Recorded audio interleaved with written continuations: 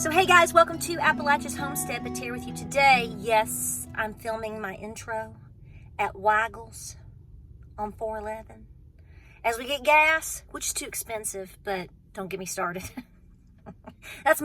Don't get me started. That's my new saying. But you know what? We're going to be heading out on an adventure.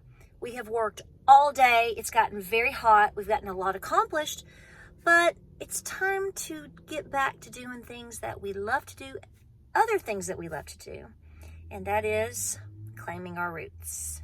So if you follow our channel, and if you followed a couple of videos back, I talk about a specific grandfather, and that was several weeks ago, and we have done a lot of research since then, and I'm finally getting to go on a little road adventure not too far from, our house. Again, I moved back home for a reason, and it continues to reveal itself. So we're actually taking you basically onto the Cherohala. As I have discovered, he owned 4 major land lots in that area, and in fact, 2 of them literally worked their way up to Bald River Falls. So there's a lot of backstory here. We're gonna have a good time. And I wanted to film my intro before we got there because it's going to be busy. We're going to eat. We're taking Miss Lou out for dinner. She's coming over the Cherohala to meet us for this adventure. And, I've been on the Cherohala 1.7 million times. I've been on Tellico River 1.6 million times. And I have fished that river. It's my favorite river ever. And if you had told me a year ago or 6 months ago that I would be doing this today, again, as I said the day that I found all this out, you could knock me over with a turkey feather. Whew. Lord, I had to open the door. Where is James? Is he in there getting me an icy? I need an icy. It's hot, y'all. We've been in the garden all day, and it is hot. So, long story short, this particular grandfather moved to East Tennessee. I'm gonna shut the door because here comes all the motorcycle people. We're over here near the Dragon and the Cherohala. It's a busy time of year. But if you follow the backstory, this particular grandfather moved to East Tennessee from North Carolina. He's just putting in here, isn't he? He moved here. By my best record, it's going to be around 1840.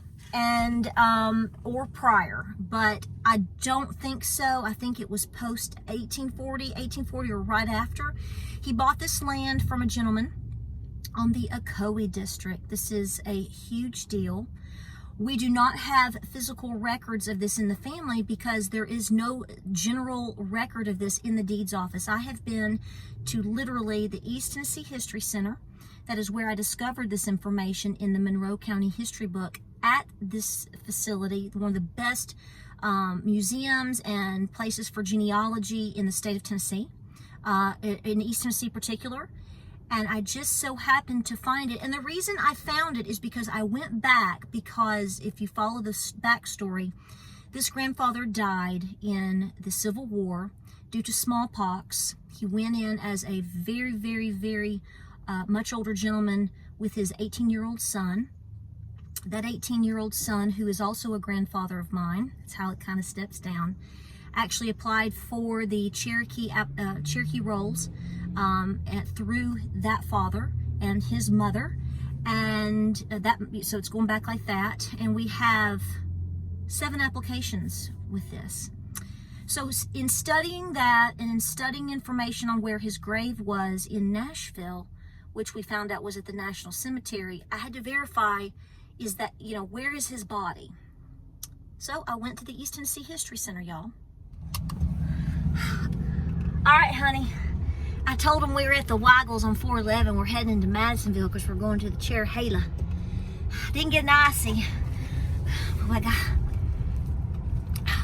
Isn't that good? It's good. It's good. Okay, so back to my story. Okay, honey, so I'm catching them up with what we did. So we went to Nashville. We were trying to find his grave. We did not do that. We know he's on the National Roll of Honor. we have pretty much determined by going to Nashville and going back to the History Center that this grandfather of mine was put into an unknown grave, right? Yes.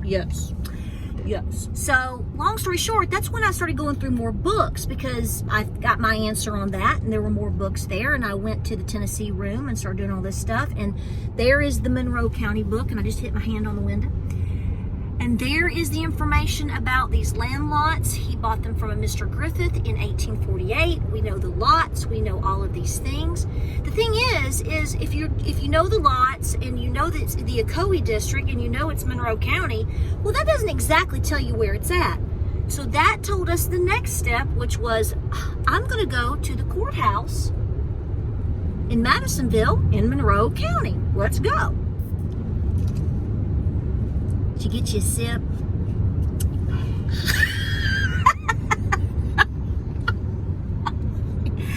So here we go. 2 weeks ago, we went to the courthouse, and long story short, bless their hearts, they ended up printing out the entire map, and we ended up then going to Coker Creek, to the Heritage Center. We've been to the museum. We've got a historian to help me, and we know exactly which lots, which section, the whole 9 yards, that basically Granddaddy William bought and owned.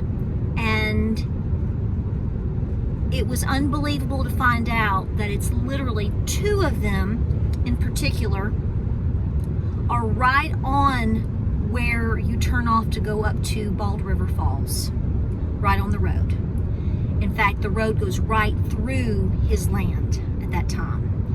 The other one that is significant is up past Bald River Falls, if you've ever been there, up past the Baby Falls on the left. So that's where we're headed today. So we're going to meet Miss Lou, and we're going to take her out to eat at Ironworks. If you've never eaten there, it's pretty doggone good. It's right there at the Harley Davidson store. And we're going to have some emotional fun taking you along on this journey. It's not like we've never been there. We go all the time. But I think it's going to take on a different meaning today. Let's go.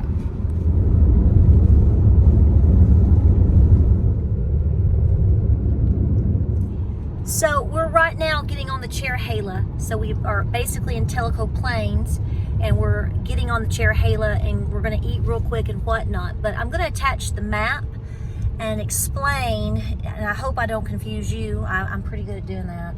Wouldn't you say, honey? We're actually going to be driving over his land before and we're kind of going to know we are, but what we're going to be doing is going up to the falls, visiting it, going past the falls to the tip at the top, and then we're going to work our way back. And if you see the map, and this is what was suggested for me to do, was kind of to understand how these lots worked. These particular lots that he owned were gold lots.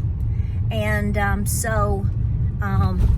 lot of mining through this area. He actually, by 1860, however, was living, if you go around the bend down here and you're going to Murphy, you would be on Highway 68 and you go through Coker Creek. That's where they were actually living, but he did own the property over here as well. So we're going to grab a bite to eat. We're pulling in, and we'll show you the sights and sounds here too, so you can come and enjoy our home.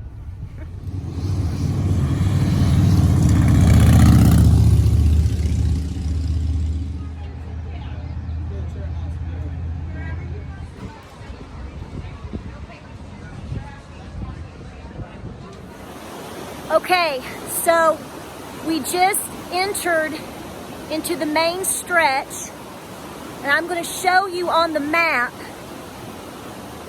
take a deep breath, where you see the bridge cross over, and then you're also going to see the river transition sides. In other words, the river comes from the right side of the road now to the left side of the road. We just went through, coming in, lot number 15. So we're going to go up to the river, the actual falls. We're going to go up to Baby Falls, and we're working our way back But this right here literally marks that I just went through 16 and 15.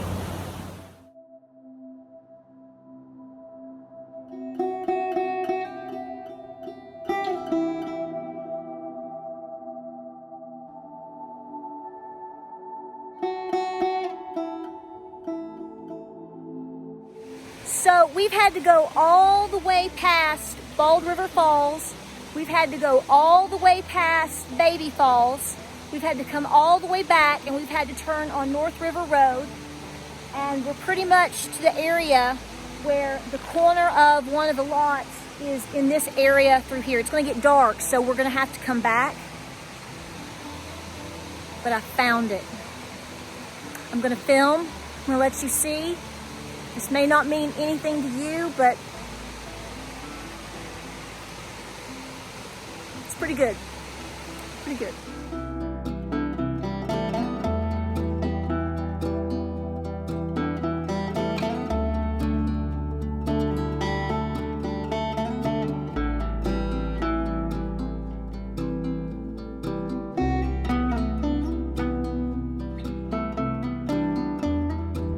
Okay, so we went all the way through to the very tippy top of the potential of the property, and then we've come back. We're going to go back again soon to get another thorough look at everything. We just wanted to make sure we knew where we were going, and I kind of thought that in terms of the bridge, where the water, the first bridge, where the water switched sides of the road.